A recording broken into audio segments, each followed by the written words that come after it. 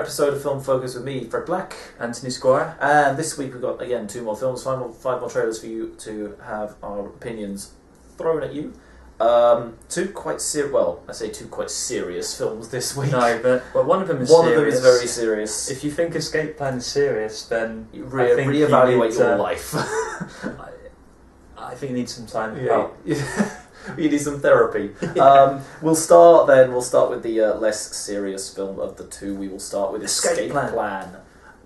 Yes, so Schwarzenegger and Stallone, 2 big 80s icons, big action heroes. Back in action. Schwarzenegger, back in an action film, finally. I mean, I know he had since Expendables 2 last year. Yeah, and he had that one with Johnny Knoxville.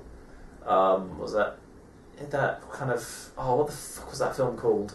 Yeah, that one with Johnny Knoxville. The Last Stand? The Last Stand, that was it. That was a bit too serious for its own good, though. Yeah, well, with Johnny Knoxville, if you can't take him seriously anyway, so... But yes, Escape Plan is Stallone being a escape artist, essentially. He's basically someone who can break out of prisons. It's his profession. Prisons basically pay the agency he works for to put him in the prison, and then he breaks out. He shows them all the weaknesses and stuff, doesn't he? Yeah. And so, but in this one, he gets double crossed. The fucking government always double crossing people, and he gets put in the most advanced prison, or security-wise. Yeah, like state-of-the-art, like high-tech security prison, and teaming up with Schwarzenegger, a lifelong inmate, is he? It's just like he's in there permanently, isn't he? For me, he has to break out essentially. Schwarzenegger made this film. I mean, Stallone, don't get me wrong, he was good acting, he's good average acting, but Schwarzenegger, he was just going really over the top, and you could see he was really enjoying himself. Well, this is the thing, like it's all like we keep saying this time and time again. Like you can always tell when an actor is really enjoying themselves. Yeah. And with films like The Last Stand and Expendables 2, he was just a bit kind of basic Schwarzenegger. Maybe it took him a couple of films to get back into like his old self, I guess. Yeah. Because politics can change a man. Don't worry, Arnie's still okay. He is still okay, and in this film, yes, I will agree with you. The only thing that kind of kept this film going was he was having a fucking laugh, and it showed throughout every single aspect. I mean, there's some really ridiculous scenes in it where Stallone is having a chat in the prison in-room, with all these other prisoners, and then suddenly you hear this voice go, "No," and you know it's Arnie. I gave this film quite a low score, but that's because. I gave this one quite a low score, and yes, Schwarzenegger was fantastic to watch. He's just having a blast, being completely over the top and all that sort of stuff. But it was the fact that the film uses so much kind of brute force in every scene, like it has to shove everything down your throat with 2 fists and go. I liked it. To me, it's an average action film. The pace of the film was good. The directing of the film was good. I gave it 8 out of 10. I only gave it 5. Don't look at me like that.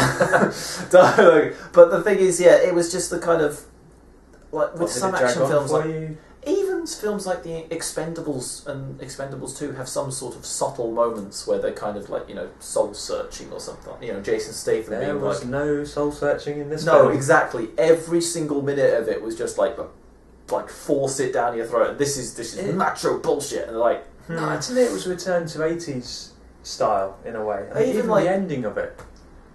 I loved it. To me it was old school.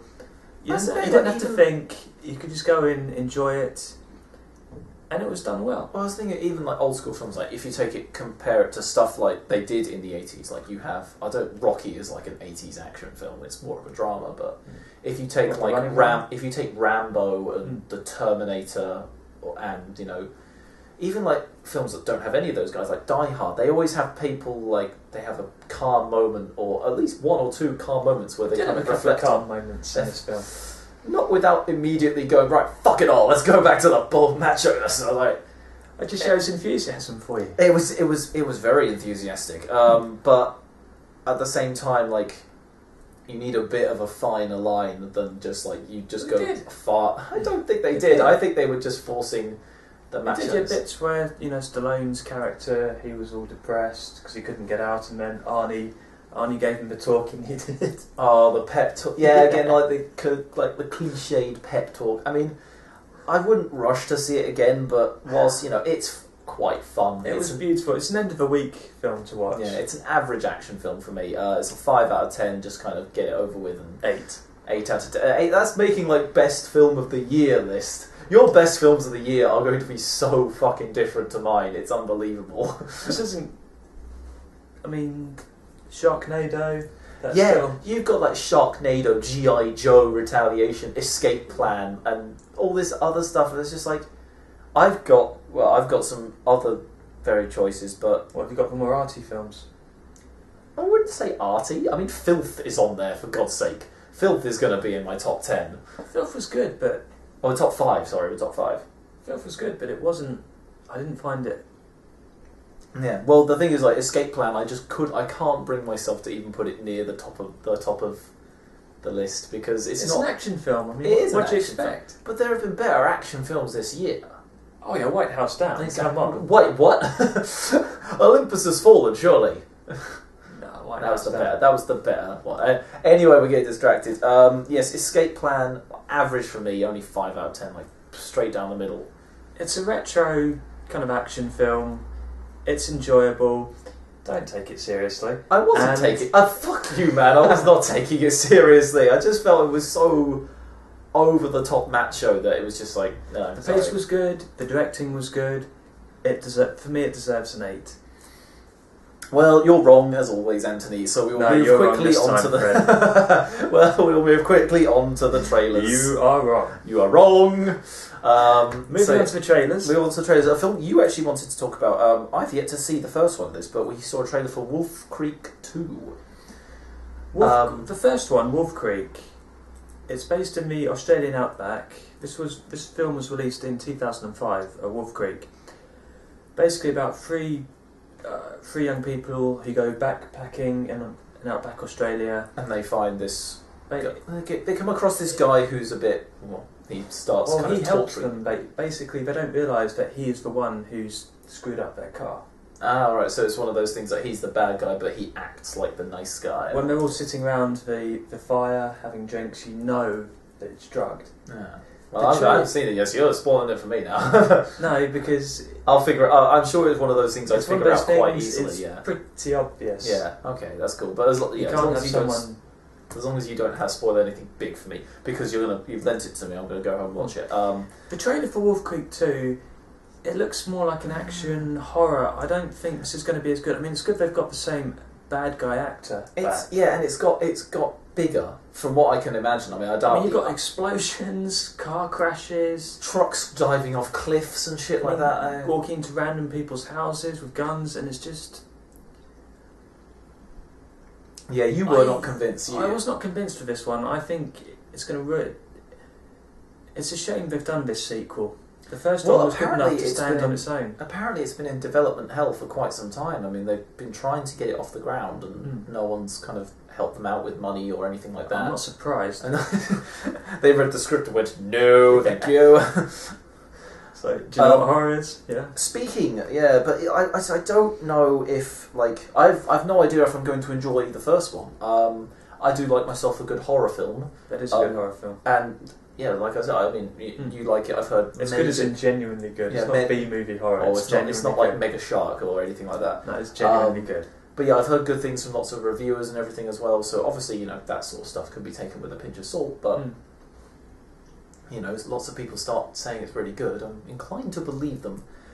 However, the next trailer, Anchorman 2. Yes, Anchorman 2. Now, my brother loves this. I mean, I love this. I love the first film, and my brother loves the first so much that when he heard they were doing a sequel, and this has been a long time coming as well. This has been in like development hell for a long time. 2-3 years? Yeah, something like that. I don't know when Anchorman came out, but it was years and years ago. I don't know. Like my brother, he's always saying, it won't be as good as the first. It won't be as good as the first. And I was like, hey man, they obviously thought it was good enough to do the sequel. I was like, yeah, but it won't be as good as the first. In that trailer you saw, how many of the same jokes have they brought back? I don't know. Have you seen the first? No, that's what I'm asking. Well, no, not really many of the same jokes, but it's the same characters. It's all the main four they had, like Steve Carell. Because in that trailer, they dragged out those jokes, and they looked Yeah. so painfully predictable. Just drill that in there. Yeah. Painfully predictable. And that one joke, like, "You're not dead. Oh, I'm not dead." And you think, okay, get on with the next joke, or just get on with the story. Yeah, I mean, it's that kind of. I think it's the Adam McKay, like Seth Rogen, Will Ferrell, that kind of school of comedy. It had a really big really big run. They had films like 10, all that sort of stuff. And loads of good films that those guys were in, but now I think it's kind of on the decline. Like, we have films like We're the Millers, which is kind of the same sort of thing, and that was all right. Or just average. Yeah, I mean, we saw that like a couple of months ago for the show, didn't we? Like the RV with the drugs, like Jennifer Aniston. Oh yeah, There you go, yeah. That was okay. It was exactly. It's just okay. Nothing stood out. It was average. It wasn't awful, but at the same time, you could tell not much effort had gone into it. And it's the same thing with this. I mean, everyone says they're kind of involved in it and like really getting, pushing through with this, but I'm sure they are. With Anchorman 2, I mean, now seeing the trailer, I'm not convinced it's going to work. I'm not convinced it's going to be like as funny as the first one. No, even Plus, if they're doing close. a number 2, that probably means they're going to do a number 3 as well. There is always that possibility, yes. Although, with big names like Will Ferrell behind it and all that sort of stuff, you'd have to really you'd have to really kind of sell it to him, or sell it to the, directors really well to make a number 3. But yeah, I don't think. Well, it might go down the route of a number 2 is pants, and they come back for number 3 just to kind of save themselves. And they could end up doing more damage. Yeah. But yes, anyway, those Moving on. first 2 trailers did not impress us. The next one, however, Captain America, Winter Soldier. Yeah, but God, you could say that a bit faster, could you, Anthony? Yes, Captain America, the Winter Soldier. Now, for me, Captain America is one of the more interesting bad guys. Well, the bad guys. What am I talking about? Like Marvel heroes. I don't know why bad guys came out. Marvel heroes. Why? Because he was frozen in time. Yeah. Well, even so, the first film was set in such a, it was so different to anything that Marvel had done before. They did like the old World War II. They did this whole kind of, a superhero in a time where like nothing is particularly like advanced or technologically like, and it was a very interesting film. Very good action scenes as well. Like when he was jumping over cars and stuff. And it's the only thing I'm worried about with this is the challenge of making those action scenes just as inventive and engaging in a modern setting. That's going to be part of the story, though, isn't it? That he's been frozen. Yeah, frozen in time for 70 years. I mean, obviously he was in the Avengers, but now he's back in a film on his own. And yeah, they kind of dealt with it a little in the Avengers, but now they've got a whole film to dedicate to him and his eternal struggle to readjust to modern living. Yeah.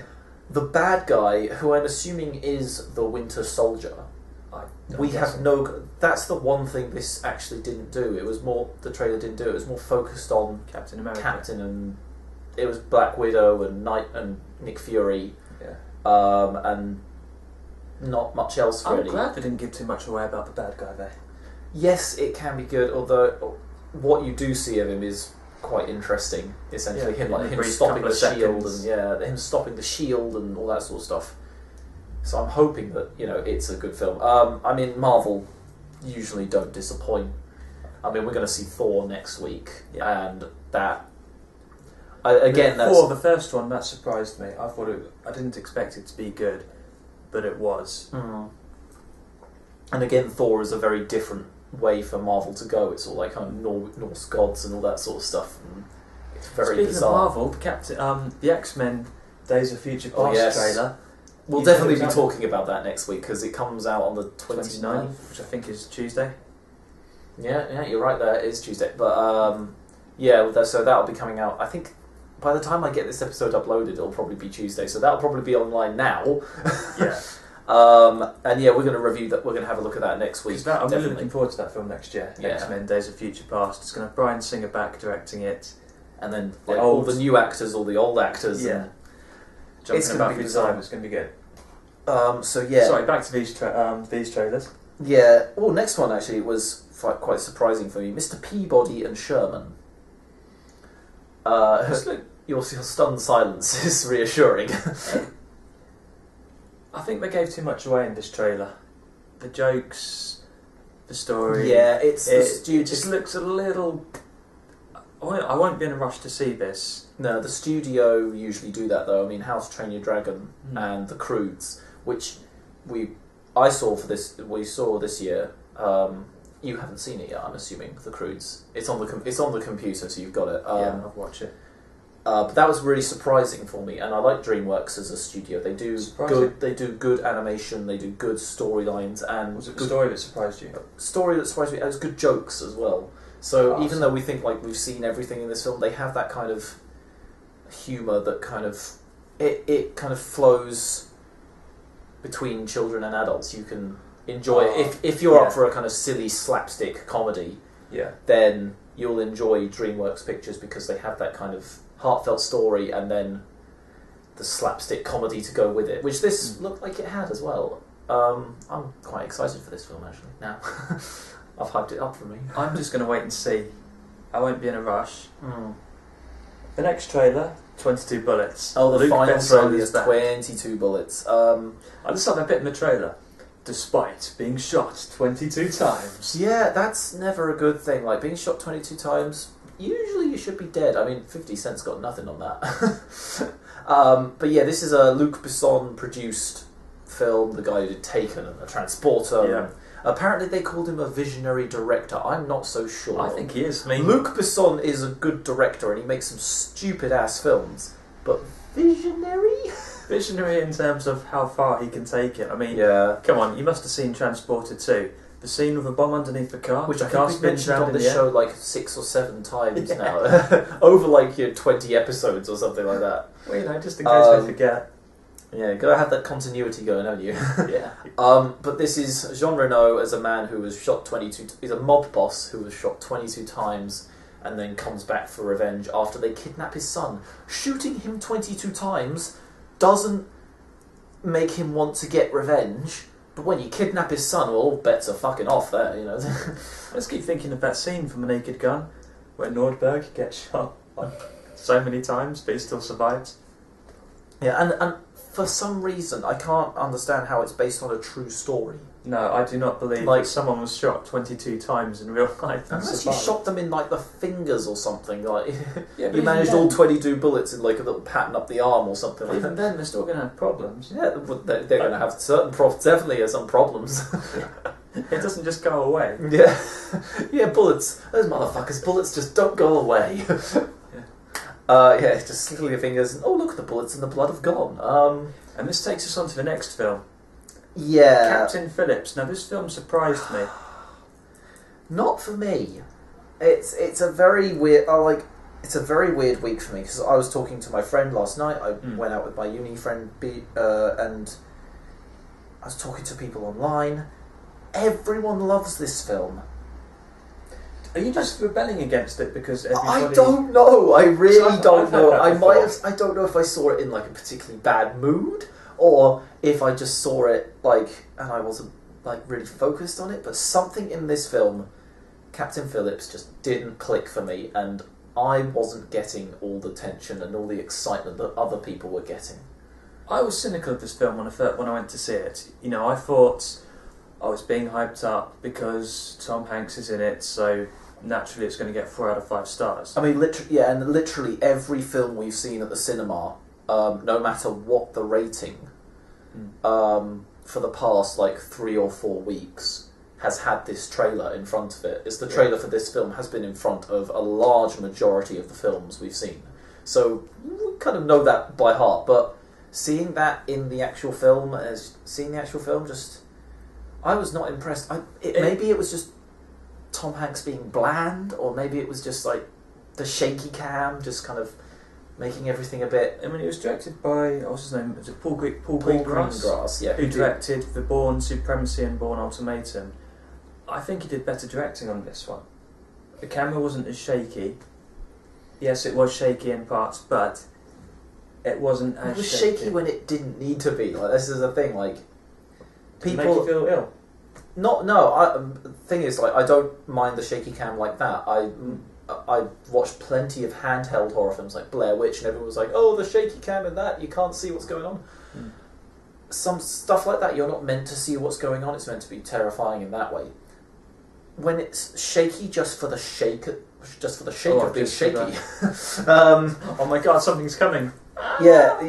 It was the thing, like, when they're on the boats, when you know they're on the boats, they're making their way up to, you know, the big tanker, and the camera's just going like that for no fucking reason at all.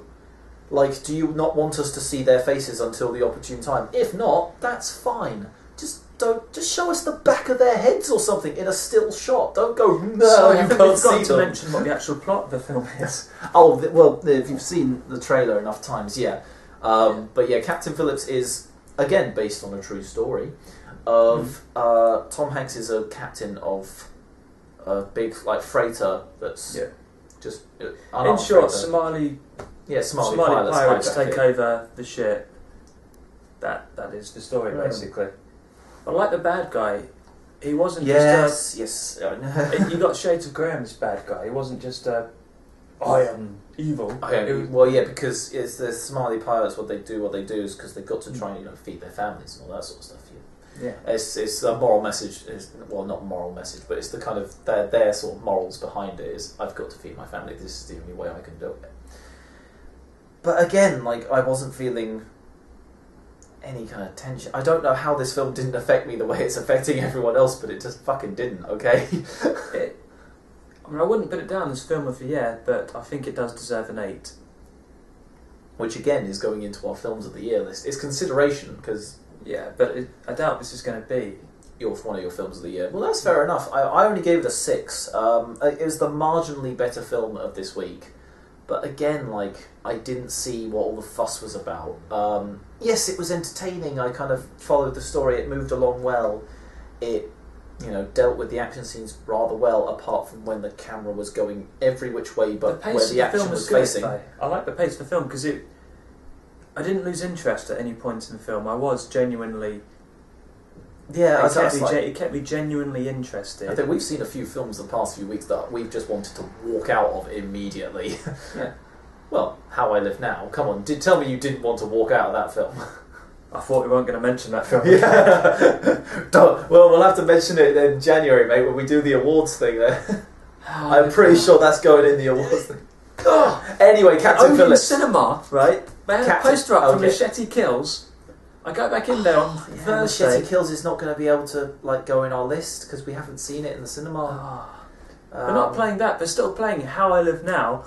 And that film should have been called How Can We Make It So Pants? It was just so bad. But anyway, sorry. Captain Phillips. Back to Captain Phillips. See, this is a weird week because for once my scores are lower than yours. I think I'm always very generous with films, but I think I've not been harsh on the films. I've just been kind of like what I'm feeling on the day and what your emotion. Yeah, what I'm feeling on the day is just like those weren't that great of films. Captain Phillips is probably, from what I'm hearing on like reviews and all that sort of stuff, it's going to make a lot of best film of the year lists, at least in the top 10. We'll get into the top 10, but it won't be the top. It won't be the top. No, you've got The Hobbit coming out. Is it next month?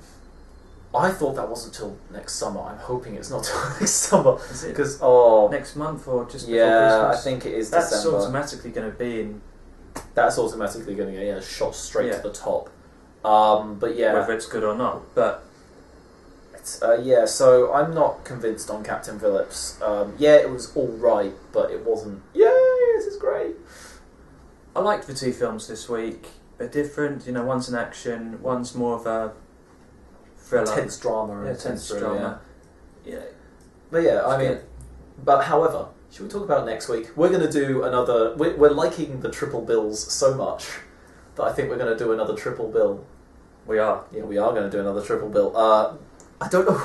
I think it's probably because we started off doing 4 films a week with like our DVD show. Yeah, that didn't work. It didn't work, but moving on. It's kind of a bit of a. I'm thinking it's a bit of kind of like a residual thing off that, and we're kind of thinking more films. We need more films. But Plus, next week, so much being released at the cinema. oh god, yeah. I mean, I'm going to have to start grabbing them. I don't know where I'm going to find the time. I mean, I'm working overtime at work, so like I'm going to have to kind of really time it well to see Cloudy with a Chance of Meatballs 2. I love that title. Have you not seen the first one? No. Fuck, man. See, look, I'll download it for you. Because we're gonna. I'll give you the Blu-ray or something. No, but you need to watch it. Find it online or something, or find it on DVD. Buy it and watch it before you watch number 2.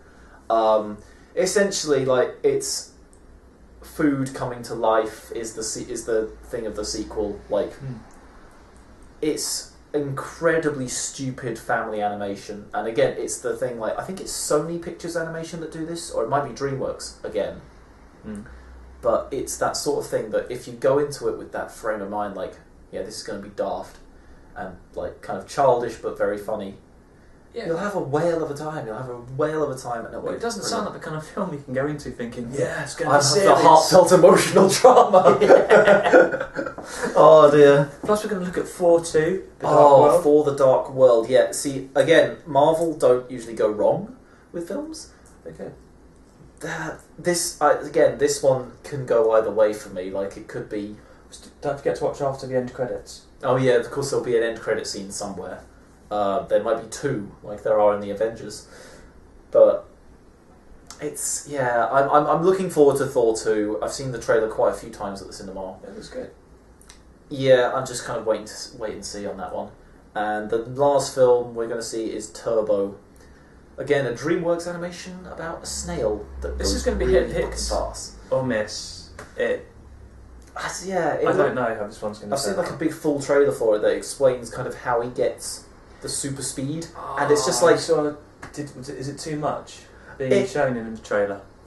Well, ever since I saw that trailer, it's not too much being shown in the trailer, but it's how he gets like to be like incredibly fast, and it was just like, okay, even for a film about talking snails and shit like that, that's just a bit kind of too much for me.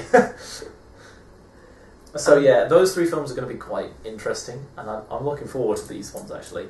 I'm looking forward to it. I think touch wood, all 3 will be good. And there's going to be no insane amounts of violence. It's just going to be... Well, they're all family. They're all pretty much family films. Even Thor is a 12A rating, but it's family films technically. You have to take your kids to see Thor, don't you? Well, yeah, you can't go OTT on the violence. No, of course not. No. But yes. And on that note, I think that brings us to the end of the show. It does indeed. So we'll see you next week for our triple bill. So thanks for watching. Yeah, thanks for watching, guys. See you later.